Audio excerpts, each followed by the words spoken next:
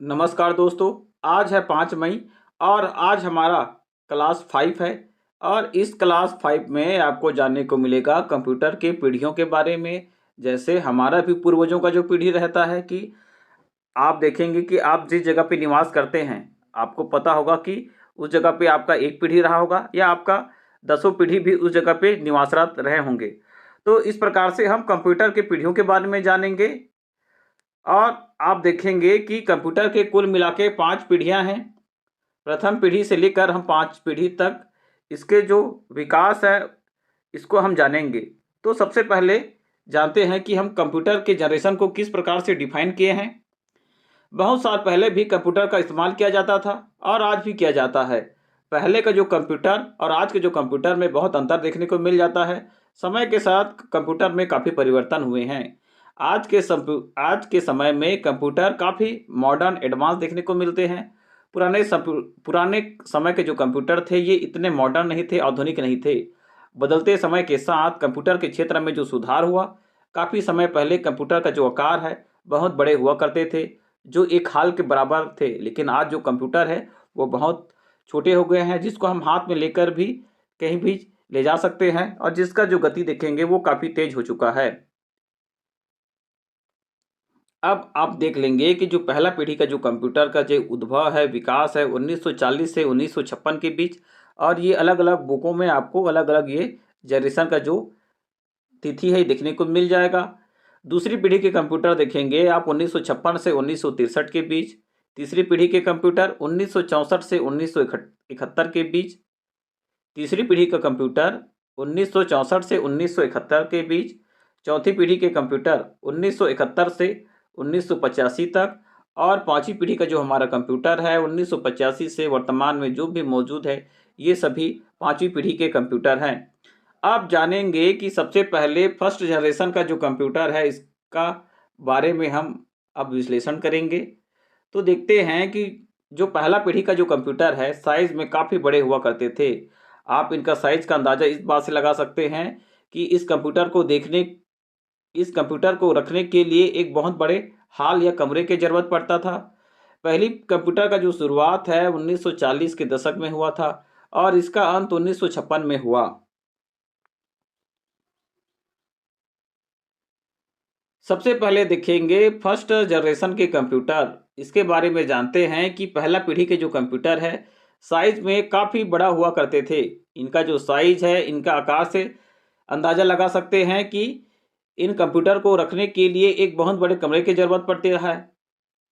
इन computer को रखने के लिए बहुत बड़े कमरे की ज़रूरत पड़ता था। पहला पीढ़ी का जो शुरुआत है 1940 के दशक में हुआ था। इसका जो अंत है 1956 में हुआ। इस पीढ़ी के कंप्यूटर में कांच के बने वैक्यूम ट्यूब का प्रयोग किया जाता था। इनमें हजारों संख्या में वैक्यूम ट्यूब का इस्तेमाल किया जाता था, इसलिए इन कंप्यूटरों का आकार बहुत बड़ा होता था।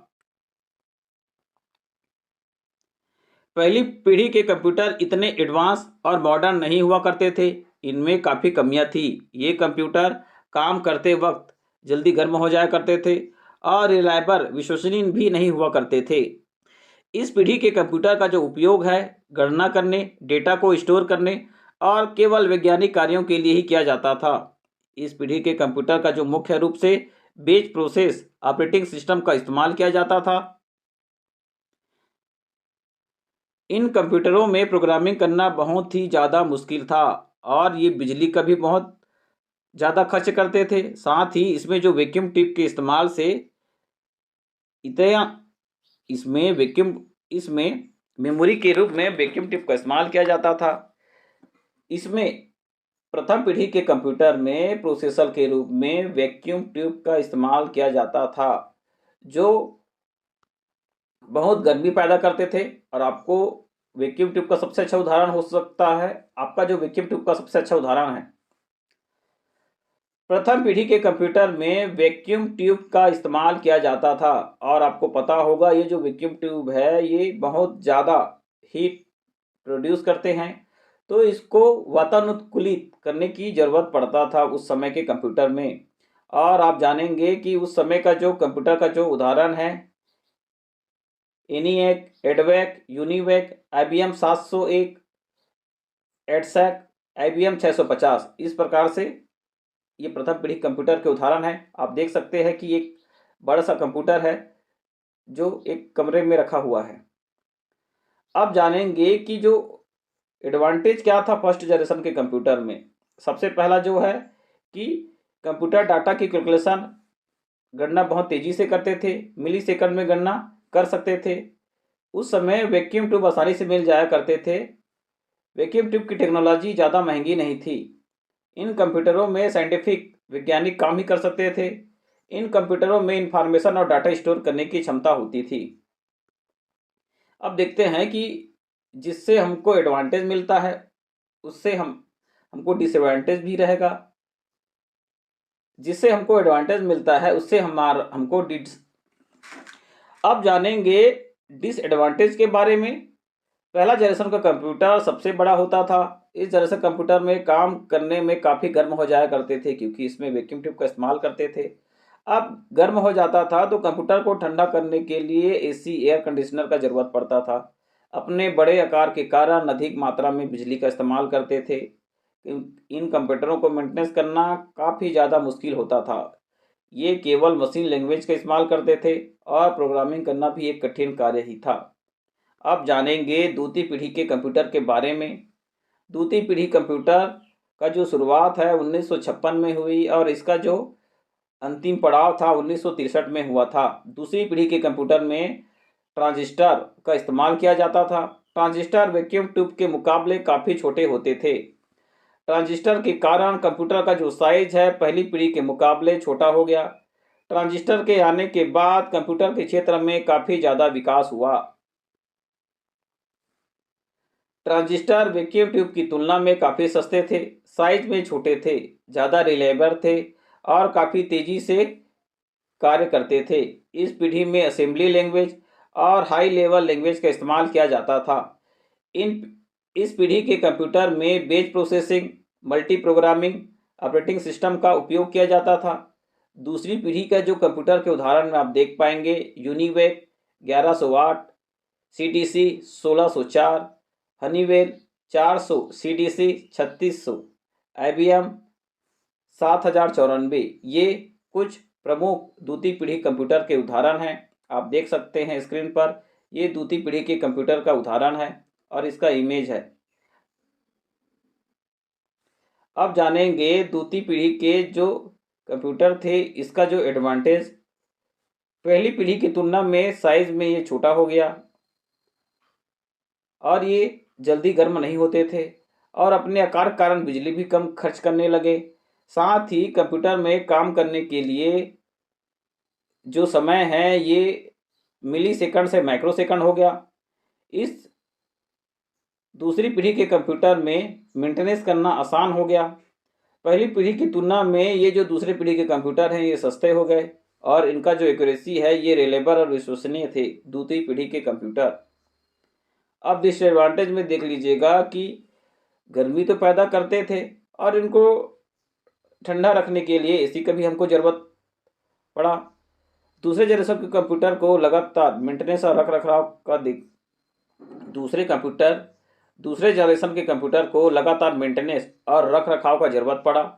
इसका जो इस्तेमाल है विशेष कार्यों को पूरा करने के लिए किया गया था। पहली पीढ़ी की तरह इस पीढ़ी में कंप्यूटर भी इनपुट के लिए पंच कार्ड का प्रयोग करते थे। अब जानते हैं थर्ड जनरेशन के जो कंप्यूटर हैं इसके बारे में। और इसका जो शुरुआत है 1964 में हो गया था और 1971 तक इस तीसरी पीढ़ी का समापन हो चुका। तीसरी पीढ़ी के कंप्यूटर आने तक कंप्यूटर के क्षेत्र में काफ़ी ज़्यादा विकास हो गया था। इस पीढ़ी के कंप्यूटर और भी ज़्यादा एडवांस और मॉडर्न हो गए। तीसरी पीढ़ी के कंप्यूटर के अंदर ट्रांजिस्टर की जगह इंटीग्रेटेड सर्किट का इस्तेमाल किया गया। तो आप देखेंगे कि जो हमारा प्रथम पीढ़ी के कंप्यूटर है, प्रथम पीढ़ी के कंप्यूटर में हमने जो प्रोसेसर है ये वैक्यूम ट्यूब का इस्तेमाल किया। ठीक है, प्रथम पीढ़ी के कंप्यूटर में हमने जो प्रोसेसर है ये वैक्यूम ट्यूब का इस्तेमाल किया। दूसरी पीढ़ी के कंप्यूटर में हमने माइक्रो प्रोसेसर के रूप में ट्रांजिस्टर का इस्तेमाल किया। ठीक है। अब जो तीसरी पीढ़ी के कंप्यूटर है, अब इसमें हमने आईसी इंटीग्रेटेड सर्किट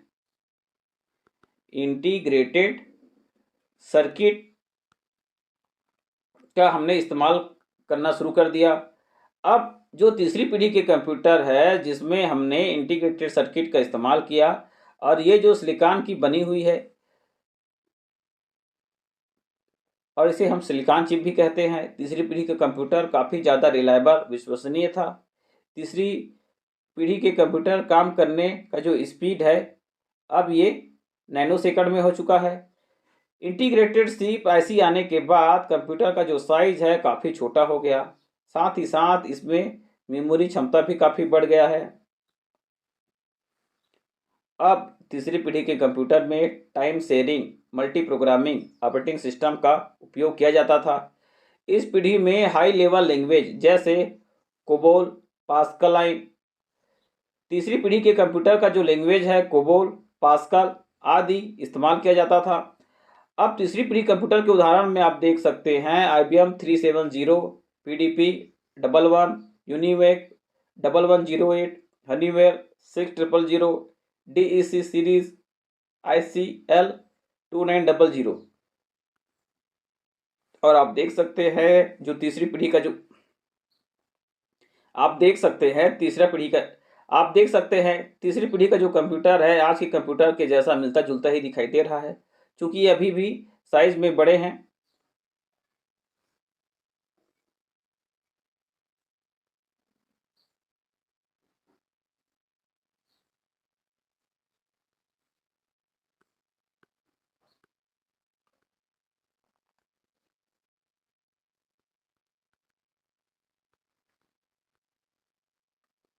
अब जानेंगे तीसरी पीढ़ी के कंप्यूटर का एडवांटेज, क्या फायदे थे। तीसरी पीढ़ी कंप्यूटर का जो आकार है दोनों पीढ़ियों के मुकाबले काफ़ी छोटा था, बिजली कम खपत करते थे,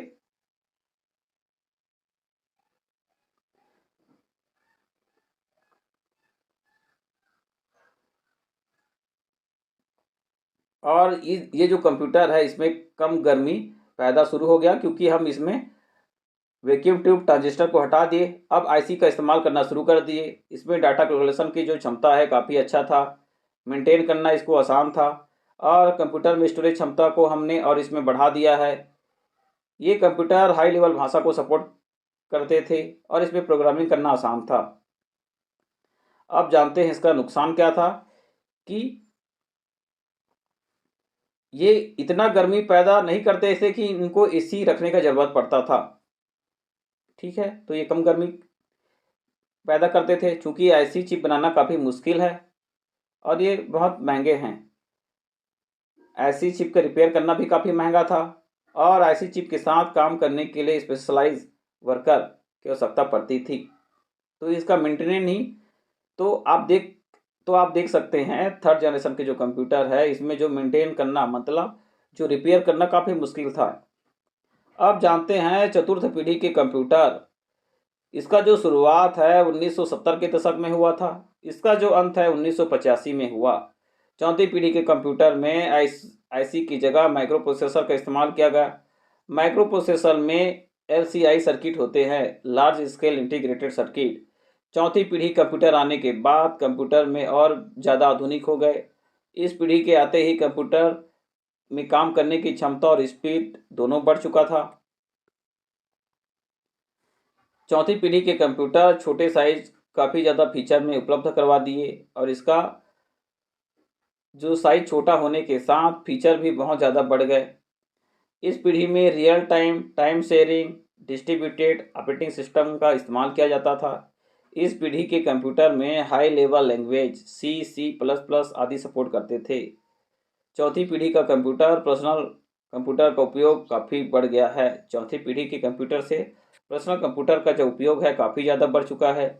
चौथी पीढ़ी कंप्यूटर के उदाहरण हैं माइक्राल, IBM 511, माइक्राल IBM 5.00, अल्टेयर 880, और आप देख सकते हैं ये बहुत कम्पैक्ट साइज में आ चुका है चौथा पीढ़ी का जो हमारा कंप्यूटर है। अब इसके फ़ायदे देखते हैं कि चौथा पीढ़ी का जो कंप्यूटर है पिछली पीढ़ियों की तुलना में काफ़ी अच्छी है।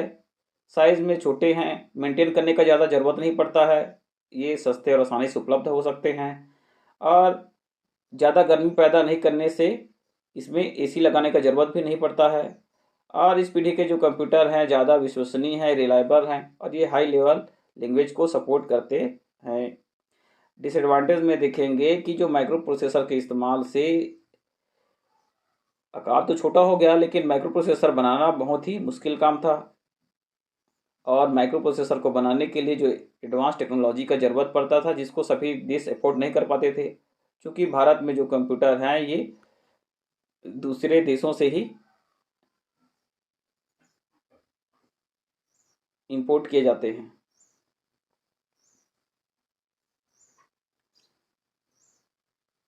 अब जानेंगे फिफ्थ पीढ़ी के कंप्यूटर। पांचवी पीढ़ी का जो कंप्यूटर है ये सभी पीढ़ियों से बेहतर है, एडवांस है और ये यूज करने में बहुत आसान है। पांचवी पीढ़ी के कंप्यूटर में आर्टिफिशियल इंटेलिजेंस का तकनीक का इस्तेमाल किया जाने लगा। वर्तमान का जो कंप्यूटर है वो पांचवी पीढ़ी का कंप्यूटर है, जिसको हम माइक्रो कंप्यूटर के नाम से जानते हैं, पर्सनल कंप्यूटर के नाम से जानते हैं। और आप साइज में देख सकते हैं कि ये इतना छोटा हो चुका है कि इसको हम आसानी से कहीं भी ले जा सकते हैं और मोबाइल इसका सबसे एडवांस रूप है। और इस पीढ़ी के कंप्यूटर में जो हाई लेवल भाषा है सी डबल प्लस है, जावा है और डॉट नेट आदि इसका उपयोग किया जाता है। पांचवी पीढ़ी के कंप्यूटर का इस्तेमाल स्वास्थ्य के क्षेत्र में, मनोरंजन के क्षेत्र में, रोबोट बनाने में किया जाता है। आजकल गेम के क्षेत्र में इसका प्रयोग काफ़ी प्रचलन में है। पांचवी पीढ़ी के कंप्यूटर में सबसे ज़्यादा स्पीड पाया जाता है, इसके काम करने की क्षमता भी काफ़ी ज़्यादा है।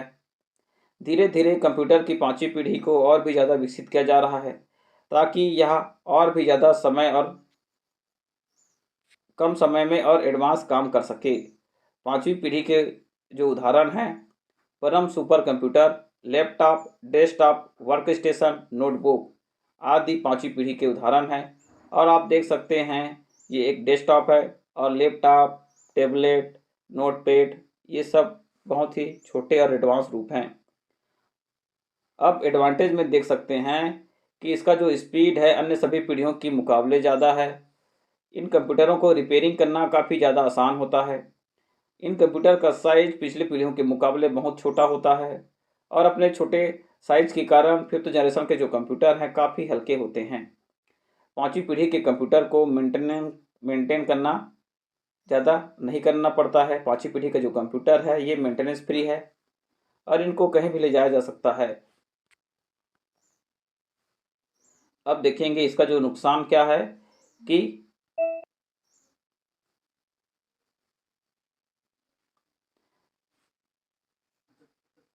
अभी भी ये महंगे हैं कि इसको आम आदमी अभी तक खरीद नहीं सकते हैं।